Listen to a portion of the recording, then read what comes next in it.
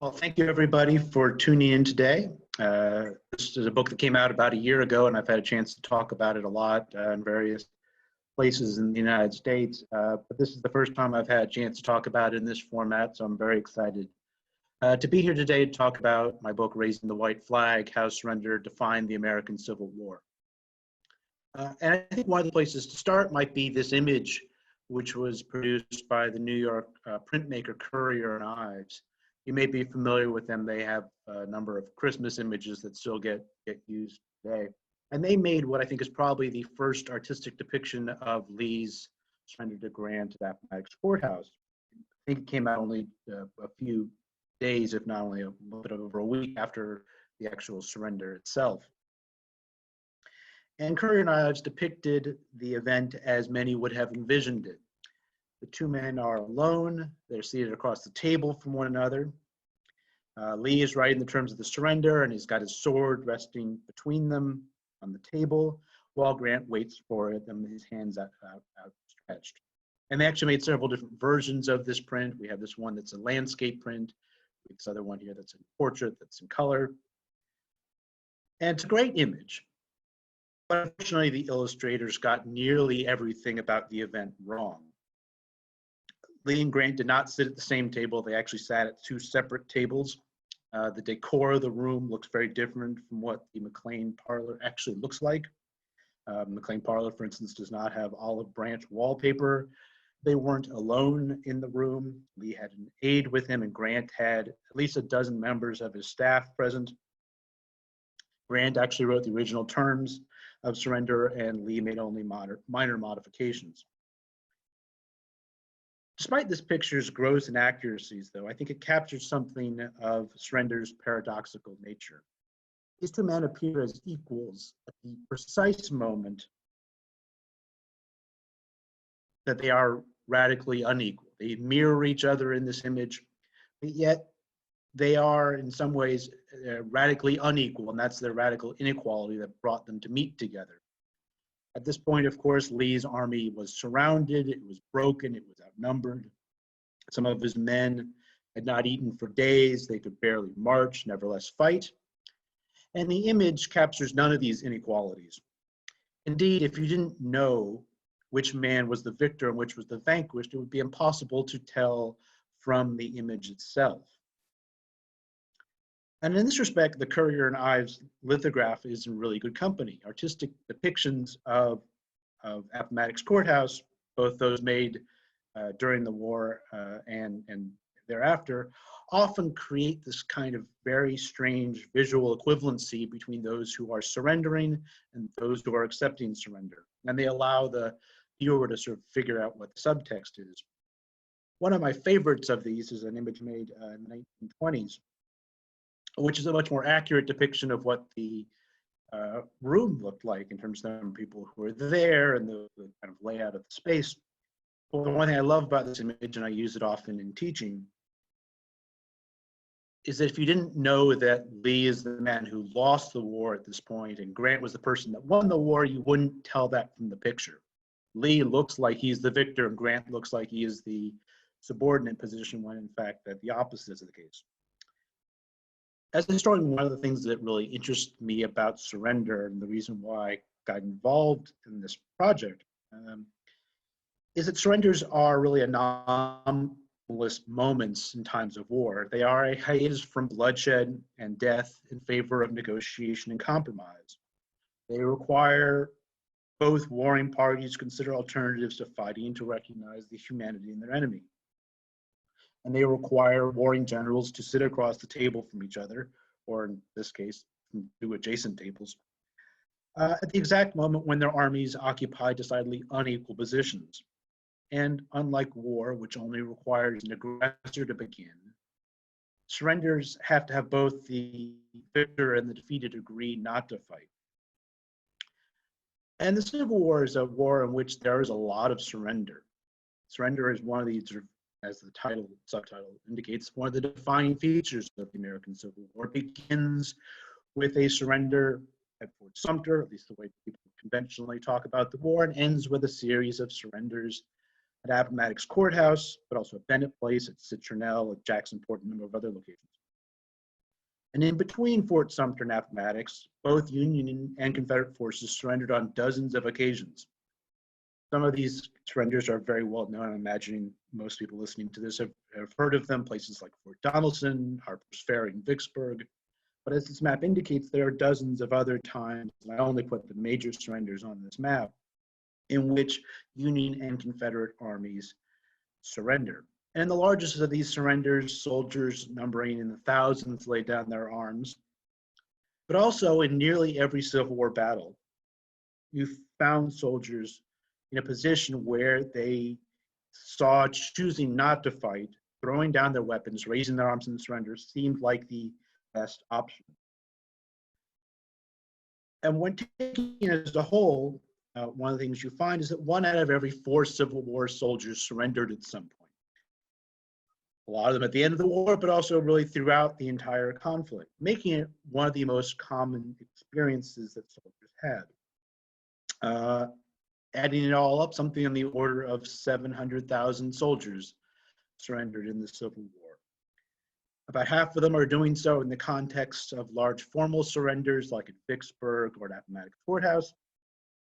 And the other half are soldiers who are surrendering on the battlefield, who are in the midst of battles, finding themselves in a position where they need to surrender.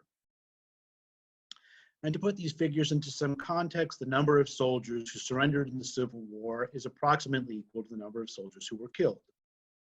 So if death shaped the Civil War, so too did surrender.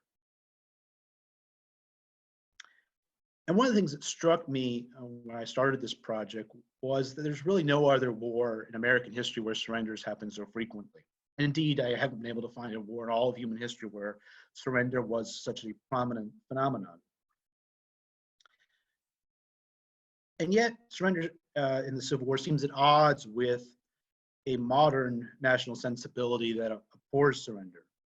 In recent history, Americans of a variety of backgrounds have repudiated surrender, labeling it as un-American. In the Cuban Missile Crisis, for instance, in October of 1962, President Kennedy gave a very famous address on live television where he declared that the cost of freedom is always high, but Americans have always paid it, and the one path we will never choose, and that is the path of surrender. And what you find is that almost every major American politician since Kennedy has said some version of Americans never surrender. Richard Nixon said it, Ronald Reagan said it, George W. Bush said it, Barack Obama said it, John McCain has said it, President Trump has said it. And of course, these are men who don't agree on very much of anything else, but they all seem to abide by this notion that Americans never surrender. And yet, during the American Civil War, they surrendered really throughout the conflict. And so I wanted to make sense not only of why they surrendered so often, but how they made sense of it. What is it about surrender in the mid-19th century that made it a very different phenomenon than surrender in the 21st century? The obvious place to start when talking about surrender in the Civil War is with Fort Sumter. And I'm imagining with this audience, everyone is familiar with the story of Fort Sumter, the very lengthy siege of Major Robert Anderson's garrison that culminates in the Confederate General Beauregard's demand that Anderson surrender to the fort in April 11th, 1861, the bombardment that then begins, and 34 hours later, with the fort on fire, Robert Anderson surrendering his garrison and the fort to Confederates. That's a story I'm imagining everybody listening to this has heard multiple times. If you haven't, there's a great chapter on in the book. I recommend that to you. What I want to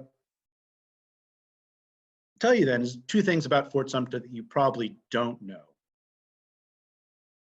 One is that Fort Sumter is not the first surrender in the Civil War. There are actually surrenders that precede Fort Sumter, and none of them is as important as the surrender of General David Twiggs. Most people don't know too much about David Twiggs because his role in the Civil War really only lasts in its very early phases, and then he sort of fades into obscurity and dies before the war is over. But General David Twiggs was one of the most prominent members of the US military before the Civil War. He held was either the second or third highest post in the U.S. Army. And he held the command of the Department of Texas, which was a sort of set of 19 posts on the U.S.-Mexico border, where he was dealing with not only the U.S. relationships with Mexico, but also with Native Americans. It was a very prominent, important posting. And he surrenders to Confederates in February of 1861. So during the siege that's happening at Fort Sumter, but several months before Robert Anderson surrenders. And Twiggs and Anderson are a lot alike in many ways. They're both Southerners from slaveholding families. They were both career military men. They were both veterans of the Mexican War. But unlike Robert Anderson, Twiggs openly expressed Southern sympathies and asked officials in Washington to relieve him of command. Before a replacement arrived, however, pro-Confederate forces under Ben McCulloch surrounded his headquarters in San Antonio. You see there a picture of his headquarters in San Antonio, which may be familiar to some of you. It's the Alamo, which of course famously didn't surrender during the Texas War of Independence. But here, David Twiggs surrendered it without firing a shot, without putting up any defense at all in February of 1861. And when news of Twiggs' surrender reaches the East Coast, most northern newspapers conclude that Twiggs was a traitor and a coward in surrendering under sudden dishonorable terms. He's compared to Benedict Arnold. He's labeled as really the first villain of the Civil War in many ways. And there are two interesting eyewitnesses to Twiggs' surrender. One was Robert Anderson's younger brother, Charles, who happened to live in San Antonio at the time. And he writes a letter to his brother, who was then under siege at Fort Sumter during this sort of long standoff that precedes the firing of Fort Sumter. He writes a letter to his brother. One of the amazing things about the siege in Fort Sumter is they get regular mail delivery the entire time. Robert Anderson actually gets fan mail that he answers while he's under siege. His brother Charles writes him this letter, and he says that Twiggs' surrender was, quote, treason pure and simple. And he warns his brother not to surrender under similar circumstances. The other eyewitness of note is Colonel Robert E. Lee, who at this point has not yet resigned his commission from the U.S. Army and happens to be passing through San Antonio on the day that Twiggs surrendered. And we have somebody describing Lee when he hears the news that Twiggs surrendered, and he breaks out in tears. What exactly that meant for Lee, we're not quite sure. We know that Lee and Twiggs met later that day after Twiggs surrendered. What they talked about is a mystery. But this is, in some ways, the first big surrender, and it's an example, in some ways, of how not to surrender. Twiggs surrendered his fort without putting up a fight, without firing a shot, and that's what made his surrender so distasteful to many people in the North. The second thing about Fort Sumter that people probably don't know is what happened to Robert Anderson and his garrison after they surrendered. And what happened is that they were allowed to leave the fort, they boarded a ship, the USS Baltic, and they traveled to New York City. And there, when they arrived on April 19th, they were greeted as heroes. The city, New York City, holds an enormous rally for them in Union Square, an event which I think would have been appropriate for a victorious general. 100,000 New Yorkers mobbed the area to see Anderson and his men. The New York Times said it was the entire population of the city. And there are a series of speakers who praise their gallantry and their bravery for sustaining themselves in the smoke and the flames. Here we see some images that show that. One is the one in the image on the right is from a map from 1861, which shows Anderson as the hero of Fort Sumter. The image on the left is from Harper's Weekly that shows Anderson and his other officers. Anderson, as you can see, is seated there, second from the left. Next to him on the far left, seated, is his second in command, Abner Doubleday. I always like to point this out. Abner Doubleday is most famous for not inventing baseball. During the early part of the 20th century when they were trying to figure out who invented baseball. Somebody said that, oh, it was the Civil War hero Abner Doubleday who invented baseball in Cooperstown, New York, and people believe that, and that's why the Baseball Hall of Fame is in Cooperstown, New York. Turns out none of that's true, but he was a hero at Fort Sumter. Anderson's surrender at Fort Sumter, though, becomes the template for how you can surrender honorably during the Civil War. If you're under fire, you can't retreat, you can't continue fighting without exposing your men to undue danger, then surrender was entirely appropriate. And indeed honorable, and in the case of Anderson, you can see even heroic. Anderson ends up getting promoted after he surrendered. He made a general, although I guess early in the Civil War, almost anybody in high command in the Army. So it's not seen as a shameful action, it's seen as being the proper choice for an officer to make in that situation. And that really remains the standard for both armies from the very beginning of the war, really to the very end.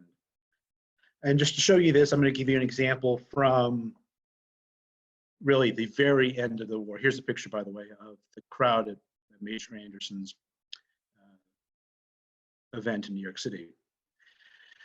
The example I want to give you from the very end of the war is May of 1865. You may say to yourself, well, didn't the war end in April of 1865? Well, it did for most people in the Confederacy, but there are still some people left in May who are still fighting, mostly, or at least still haven't surrendered yet. And the most important of which is Edmund Kirby Smith, who is the commander of the Trans-Mississippi Department.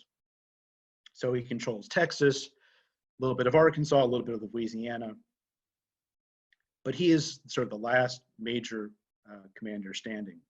This is more than a month after Appomattox. It's after Joe Johnston surrenders, it's after Richard Taylor surrenders, it's after Jeff Thompson surrenders, it's after Jefferson Davis has been captured. After all of those things have happened, the Union Army sends a courier to Edmund Kirby Smith, asking him if he'd like to surrender. And Kirby Smith had been effectively cut off from the rest of the Confederacy for a number of years after the fall of Vicksburg and the Union control of the Mississippi River. And Kirby Smith said, no, I don't want to surrender. And the courier was somewhat surprised by this and said, well, can you explain why? Because I have to go back to my boss and tell them why we won't surrender. And so Kirby Smith writes in this very lengthy letter where he says why he can't surrender. He says, an officer can honorably surrender his command when he has resisted to the utmost of his power, and no hope rests upon his further efforts.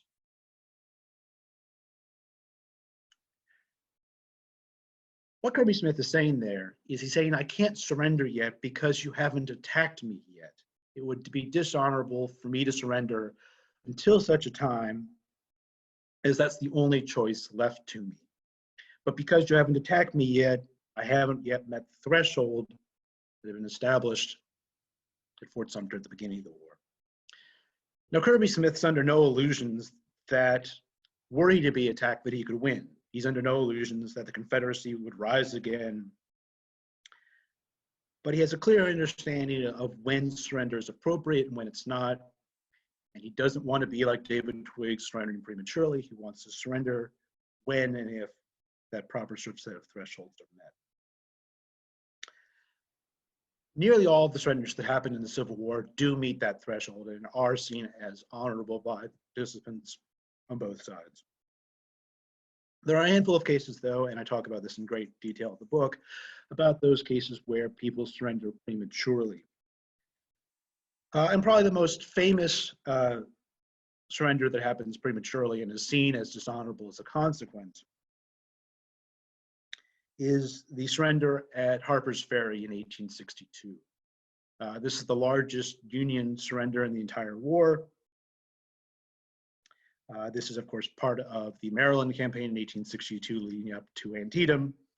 Harper's Ferry was a strategically important location really throughout the war. It changed its hands a number of times.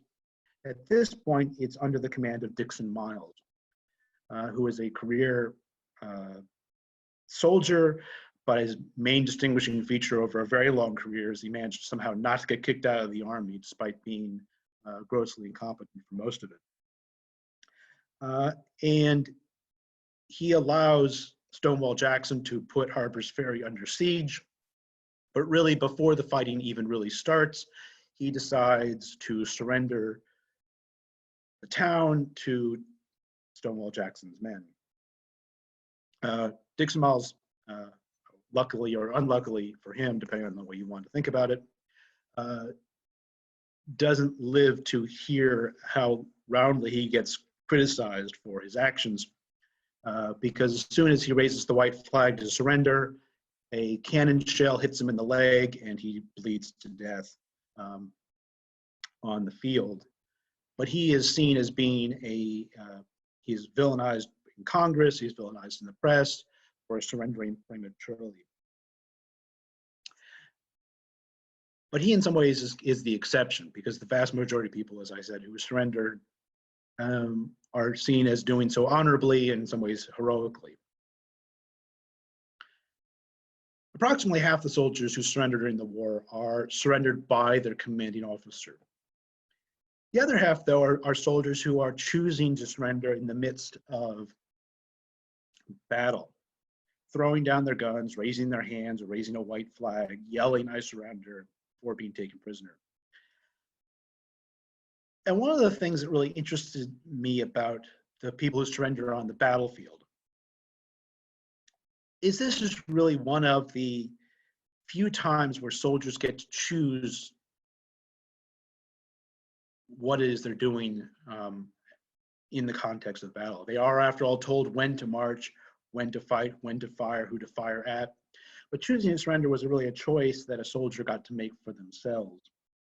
In some ways, it's a choice that two soldiers had to make. One soldier had to surrender, and another soldier had to accept that surrender. And for soldiers who served for longer than a year, there was a very high chance that they were either going to surrender, something on the order of 1 out of every 6 soldiers who served for more than a year surrendered at some point, and an even greater chance that they would have to accept the surrender of an enemy soldier. So it's something in the order of 300,000 soldiers made this choice. And obviously, this is an extraordinarily important choice that they're making, one with immediate consequences for their life or death. And while officers who surrendered prematurely were seen as cowards for surrendering when they shouldn't, soldiers were never labeled as cowards for surrendering on the battlefield. And I think this largely has to do with the fact that soldiers who are surrendering have to be very close to the enemy to do so. In order to surrender on the battlefield, you have to be close enough to the enemy where they can hear you yell that you surrender. They have to see you raise your hand and make sense of all that with all the smoke and cacophony and chaos of the battlefield. So the people who surrender on the battlefield tend not to be the shirkers or the cowards who are running to the back. The people who surrender on the battlefield tend to often be the bravest of soldiers, the ones who are the last to retreat when everyone else has run away, or the first to advance, and that's why they've ended up so close to the enemy.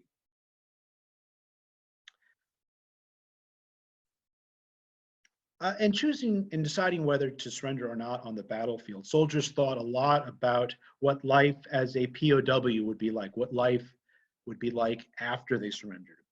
And here what I found was that soldiers' expectations changed significantly over the course of the war. At the very beginning of the conflict, neither Union or Confederate governments gave much thought to what they would do with prisoners of war, nor indeed did soldiers think very much about ending up as a prisoner. One Union soldier observed in 1861, "Most of us had realized we were liable to be sick, wounded, or killed, but had not dreamed of the possibility of being captured." And accounts of prison life, POW camps in 1861 and early 1862 indicate that these facilities, while often unsanitary and deeply unpleasant, they bore little resemblance to the venues they would later become. When people think of Civil War prisons, they often think of places like Andersonville, which date from 1864. Civil War prisons, especially in this very early stage, are very different. Letters written from Camp Chase, one of the Union POW camps near Columbus, Ohio, indicates the Confederate prisoners there felt well treated for. For instance, William Coleman, who was part of the force surrendered at Fort Donelson, wrote to his mother that the prisoners live in comfortable houses large enough to entertain 12 or 15 persons. And he says that the rations they get are of the same quality and quantity they give their own soldiers. This first phase of POW experience ends in 1862 with the creation of the Dix Hill Cartel, which was an agreement between Union Confederate governments over how to exchange prisoners. And it set up the system whereby all prisoners had to be paroled within 10 days of being captured, including those who are held at the time of the agreement. And so it's a two-stage process. The first is you can be paroled, and then you are paroled on the promise that you are honor-bound not to fight again until you've been exchanged for a prisoner on the other side. And so depending on the balance of how many prisoners both sides had, sometimes people will be paroled and then immediately exchanged, and sometimes people are paroled and they have to wait for a series of months before they had been notified and be properly exchanged, and then they could rejoin their regiments. And this is really, you know, for modern people thinking about this, is a really an extraordinary system that you would let enemy prisoners of war go under the promise they're not going to fight again. But it seems as if soldiers in the Civil War era took these promises not to fight again extraordinarily seriously. And we have very, very few accounts of people violating the pledges that they've made. But one of the things that happens with the Dix Hill Cartel is that Confederate and Union prisons alike basically empty overnight in 1862, in July of 1862, when this gets passed.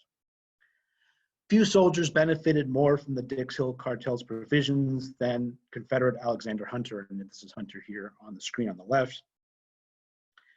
Hunter enlisted after Fort Sumter. He fought in a number of battles. He fought at Bull Run. He fought during the Peninsula Campaign.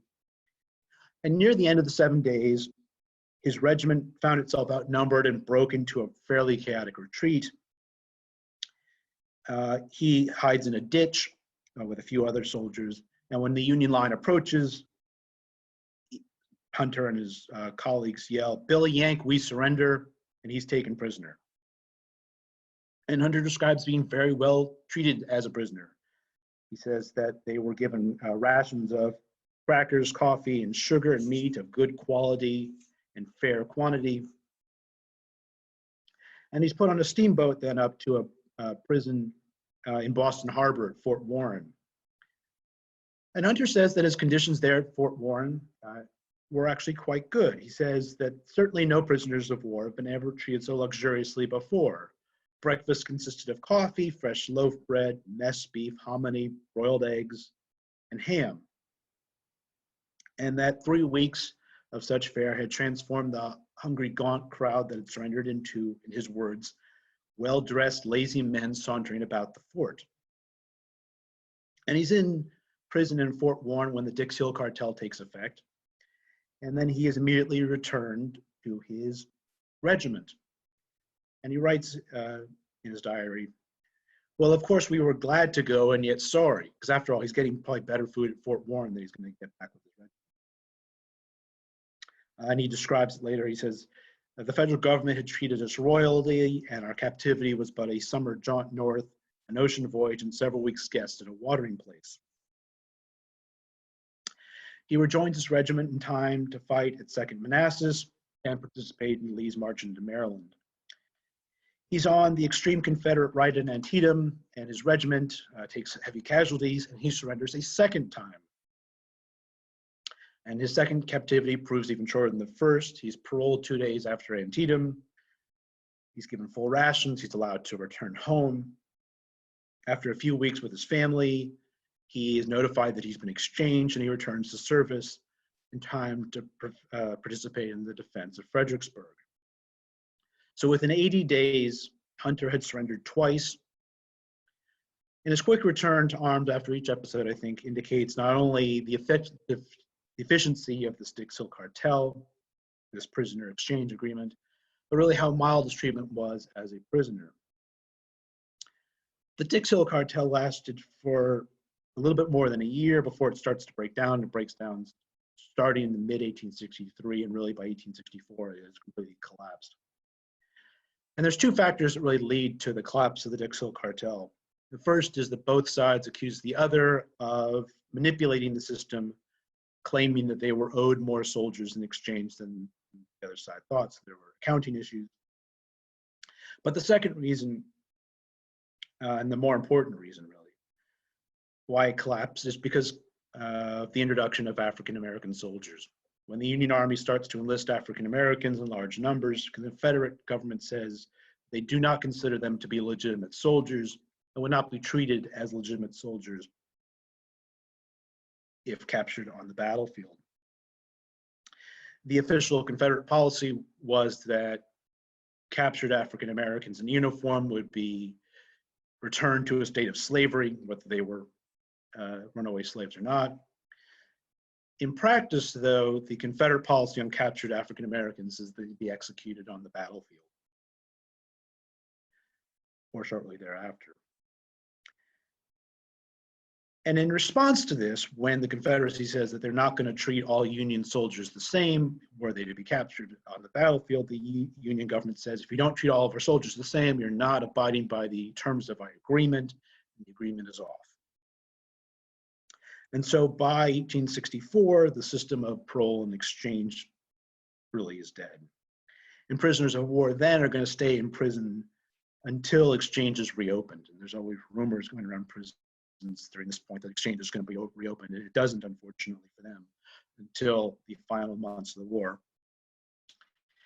It's this collapse of prisoner exchange, I argue in the book, that really lead to the kind of horrific conditions at Andersonville and other prisons in 1864, as prison populations dramatically increase and new prisons open to accommodate the overflow. Andersonville, I think many of you know, only opens in 1864 because they all of a sudden have this huge inrush of number of prisoners because of the exchange system falling apart. And many historians have observed that the character of fighting in the Civil War changes in 1864 into what some have called the hard war. And what I argue in the book is that the collapse of prisoner exchange, I think, contributes to this. When Dix Hill was in effect, soldiers had a good incentive to surrender, knowing that they would be paroled in exchange. So if they found themselves in a situation where they were outnumbered, surrendering seemed like a very good option. A much better option than dying on the battlefield unnecessarily. After its collapse, however, soldiers knew that if they surrender, they'd end up in a prison like Andersonville, where the conditions, I think as all of you know, were really horrific. Conditions in Union prisons were equally ghastly. And so the option of surrendering on the battlefield seems like a much less attractive option when this is the likely outcome. Commanding officers make the same kind of calculus. There are far fewer formal surrenders in 1864 than any other year of the war. And few people understood how the prison experience and how the surrender experience changed as well as our friend Alexander Hunter. In January of 1864, he surrenders for a third time. At this point, he's been shifted into a cavalry regiment. He's off on a scouting mission. He encounters a Union patrol. He tries to hide in a nearby church, but they surround the church and they force him to surrender.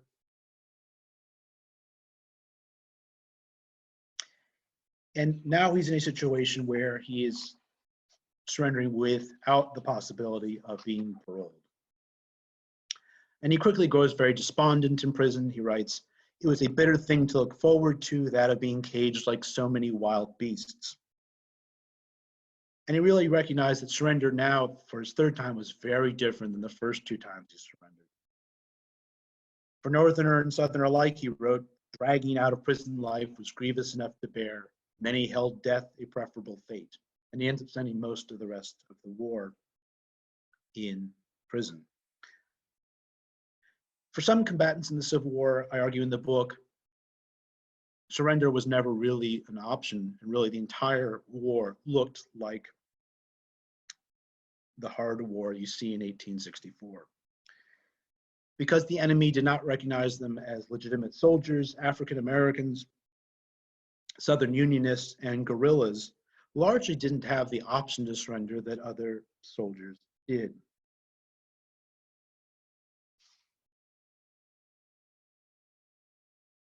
Many of you, I think, are probably familiar with the massacre of African American soldiers at Fort Pillow in 1864 by Confederate forces underneath in Bedford Forest.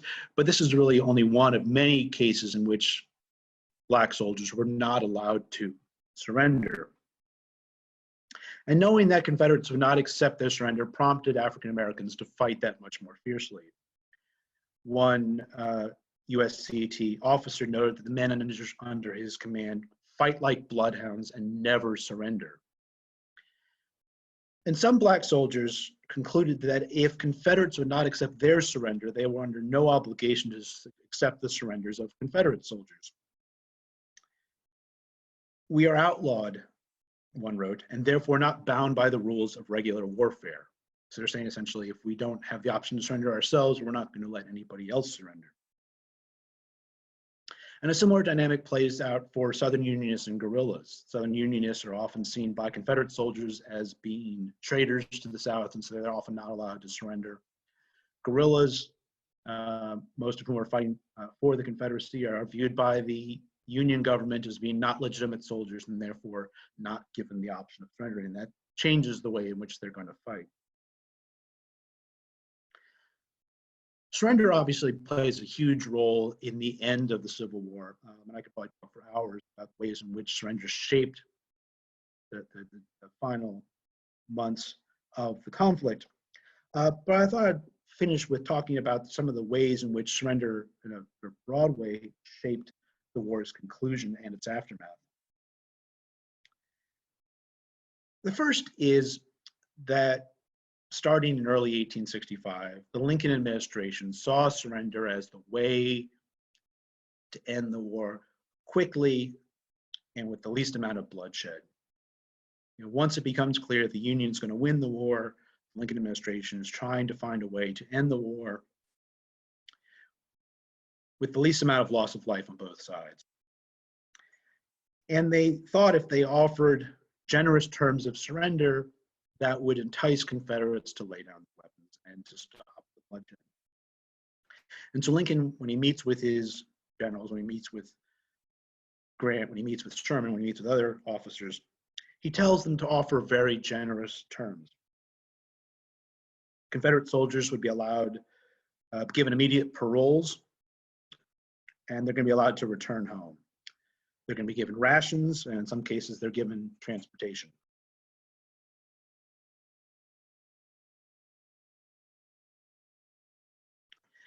They are not going to go to prison, and they're not going to be prosecuted for treason, right? So they're going to give extraordinarily generous terms and hoping that that offer of a very generous surrender is going to end the war quickly. And you see that in all the terms of surrender at the various places with the war's conclusion. The terms are offered are really very generous. The second way in which surrender shaped the end of the Civil War is the Confederacy itself, the political entity, never surrendered. So it's not like the Japanese Empire surrendering at the end of the Second World War. And the Confederacy itself didn't surrender for two reasons. One is that Lincoln told his generals not to allow the Confederacy itself to surrender.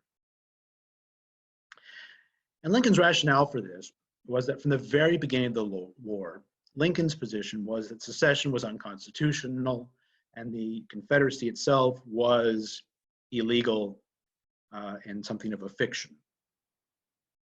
So when Lincoln talks about the Confederacy throughout the war, he always talks about it as the so-called Confederacy.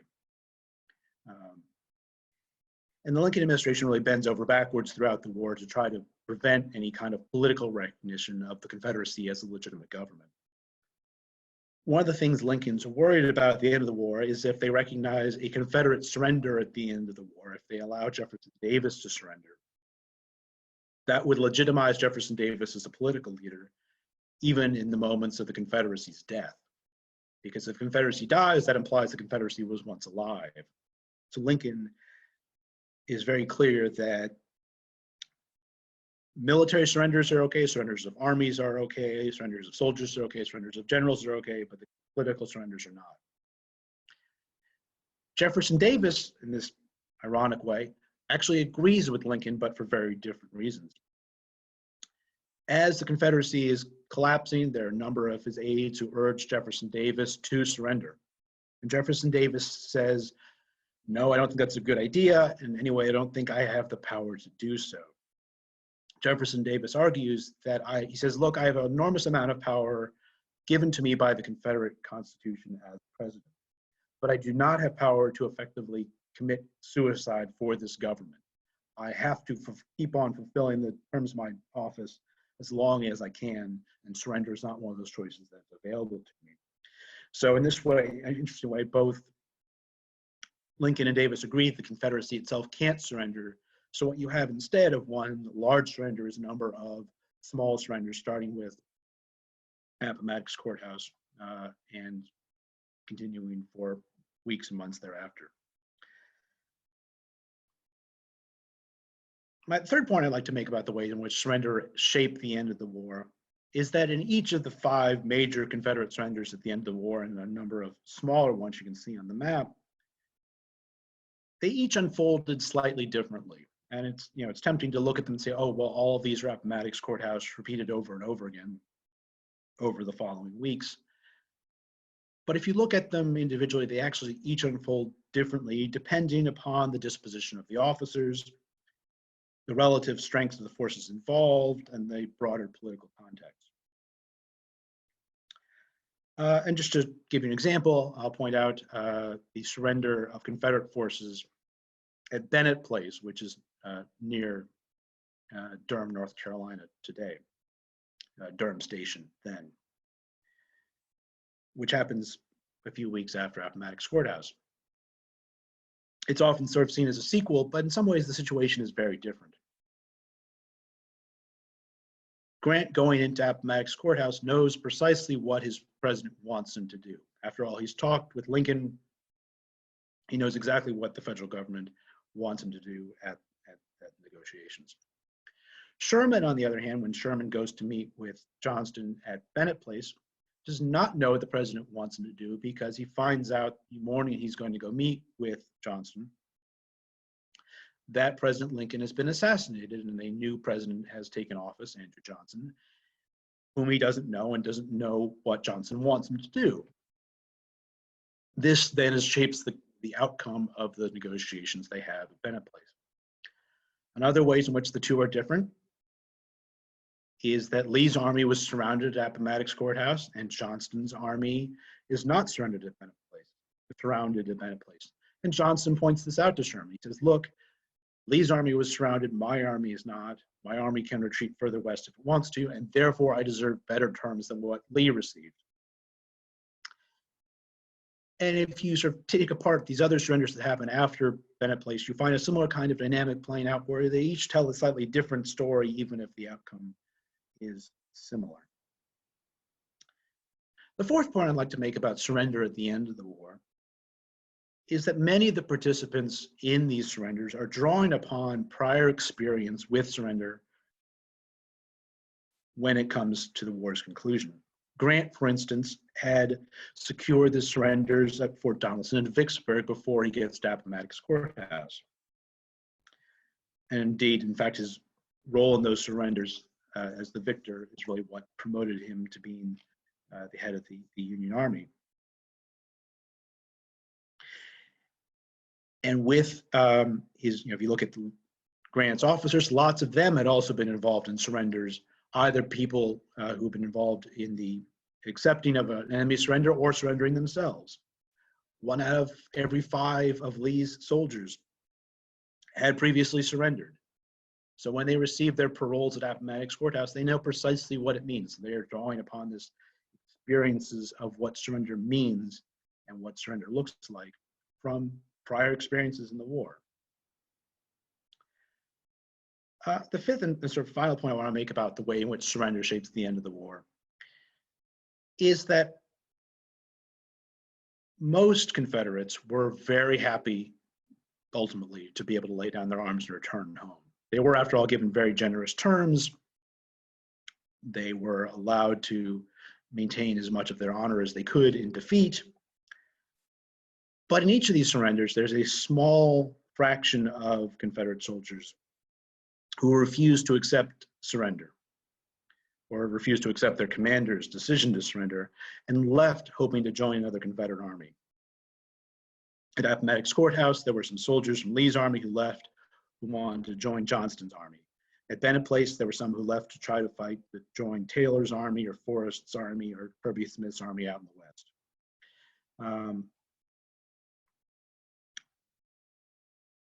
And in fact, when Kirby Smith eventually surrenders, there's some section of his army that decides to march into Mexico because they refuse to accept surrender and they refuse to live under the Union flag. Mexico is in the midst of a civil war at this point, and this sort of battalion of former Confederates marches into Mexico and offers their services to either side of the Mexican Civil War that wants to have them. And both sides, I think, wisely turn them down and say, no, we're fine, thank you. What's interesting about these men, though, the ones who refused to accept surrender in 1865, is many of them continued to resist the federal government in the years that followed. Many of them became the founding members of paramilitary organizations across the South, like the Ku Klux Klan. This study of surrender, I think, suggests the Civil War was both more civilized and more savage than we thought. The ubiquity of surrender throughout the conflict indicates that most Civil War soldiers and officers believed they were fighting in a civilized war, one in which soldiers had the right to surrender and the expectation of humane treatment as prisoners. Take, for example, the case of Thomas Benton Alexander, and he's pictured there in the center, along with his brothers. Alexander was a Tennessee farmer who surrendered 3 times over the course of the war. He enlisted at the age of 22 in October of 1861. He's stationed at Fort Donelson, where he surrenders with Simon Buckner in 1862. He's imprisoned in Chicago briefly. He's exchanged under the Dix Hill Cartel. He's then assigned to garrison Port Hudson, which surrenders in July of 1863. He's exchanged again. He's posted at Fort Morgan, and there surrenders a 3rd time in August of 1864. And he spends basically the rest of the war in prison. He's finally paroled in March of 1865, so right before the war ends. And he sort of travels through the South on his way home. He takes a train from Richmond, where he's released, to Charlotte, and then he meanders some 600 miles on foot across the Carolinas and Alabama before ending up in Barnesville, Georgia, where he hires himself out to a local farmer. And what's, I think, interesting and important about the experiences of men like Thomas Benton Alexander is, on one hand, you can look at men like them and say, look, they've been very unfortunate in their Civil War experience. These are men who were unfortunately had to surrender 3 times. On the other hand, there's a way of looking at Thomas Benton Alexander and say this is a man who is extraordinarily lucky. That if he had been fighting in a different kind of war, a war in which he couldn't surrender, men like Thomas Benton Alexander wouldn't have been able to eventually return home and die at the age of 90, not far from where he was born. He was lucky because, as someone who was not in one of the categories of soldiers that was prohibited from surrendering, Thomas Benton Alexander knew that he would receive fair treatment as a prisoner of war. And he benefited from a robust military culture that embraced the fair treatment of prisoners as a hallmark of civilized warfare. As a counterfactual, consider what the Civil War would have looked like if the option to surrender had been taken off the table, and men like Thomas Benton Alexander had been compelled to fight to death rather than allowed to surrender. Undoubtedly, the death toll would have been much, much higher. Imagine what would have happened, for instance, if Union forces had been forced to attack Vicksburg and actually have a pitched battle there. How long would soldiers have been willing to fight if every battle resembled Fort Pillow or the Crater? Recognizing the central role of surrender in the Civil War, I think, requires some reconsideration of what being an American means. If Americans define themselves as a people who never give up, never compromise, and never surrender, what does it mean that during the defining moment in American history, Americans surrendered in droves? And for many of us today, take no prisoners and never surrender, I guess they serve as mantras, signifying ideological purity and a relentless work ethic. Yet if we're to learn anything from the Civil War generation, we might come to see surrender not as a sign of weakness, but as a hallmark of humanity. I want to thank you all for listening to me talk about the book today. I'm looking forward to the questions later. I can tell you, if you're interested in getting a copy of Raising the White Flag, it's available online at all the sort of major venues on Amazon, Barnes & Noble, what have you, both as a hardcover and as an ebook. You can also get it at the UNC Press website, where they're currently selling it at 40% off, so go ahead and buy it there. I should also point out, for those of you who are interested, I've got 2 other earlier books that are available. One called Driven from Home, North Carolina's Civil War Refugee Crisis, which looks at the experience of civilians in North Carolina during the Civil War. And another book called Moments of Despair. These are all very happy, uplifting books, as you can tell from the titles. Moments of Despair, Suicide, Divorce, and Debt in Civil War Era North Carolina, which looks at the trauma of war and the ways in which different communities process that trauma. So thank you very much. I'm really looking forward to your questions.